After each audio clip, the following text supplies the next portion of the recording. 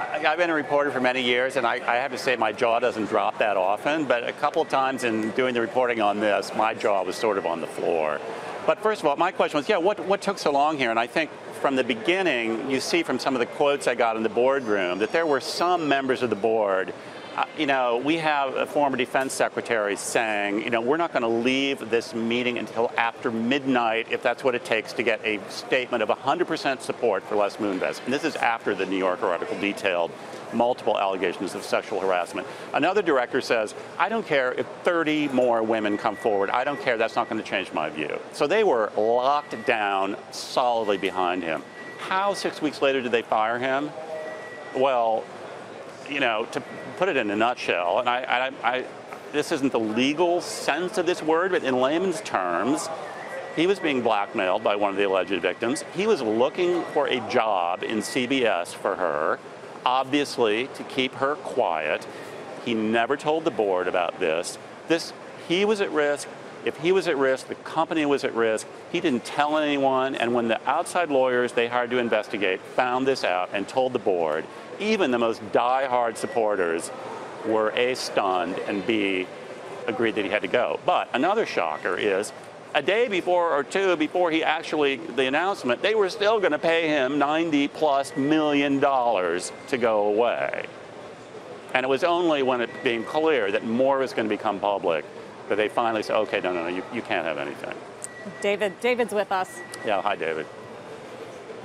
Hey, Jim. Yeah, it's reporter, of course, on that $100 million. But your reporting here has helped me understand something, Jim, that I had sort of an enduring question about, which was when the board made the decision to support Moonves and go to war with their controlling shareholder.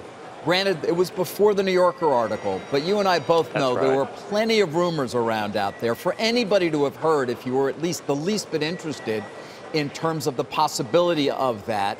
And to go to war in that way when there was, first of all, Moonves had to know, and secondly, if you were a board member who was awake and alive, you had to know that this was a real threat to him and to the company. And so you've helped to open my eyes in terms of why they would have willingly and perhaps blindly followed him into this crazy battle that they chose to undertake, only to, of course, settle very recently.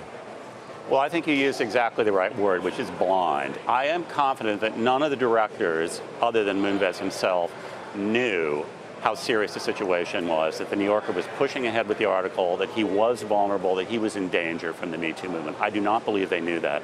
They had heard the rumors. They hired an outside lawyer to look into them.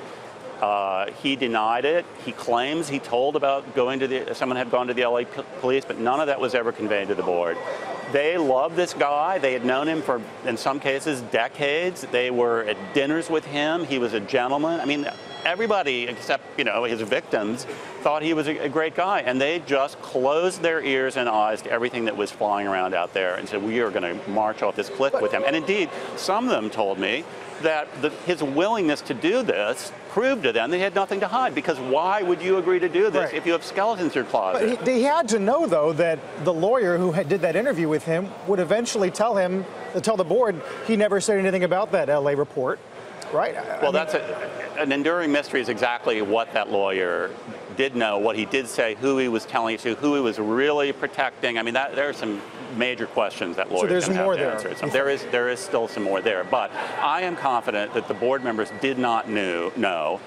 You could say, should they have been more cautious? Should they have been paying more attention to these rumors? But they did look into it. I can't really fault them on that, and they trusted him, and that's one reason why I think when the truth finally came out, very belatedly, and by the way, Moonves should have told them right from the get-go, and I'm sure if he had to do all over again, he would have. But they didn't know, and that's why it was all the more shocking.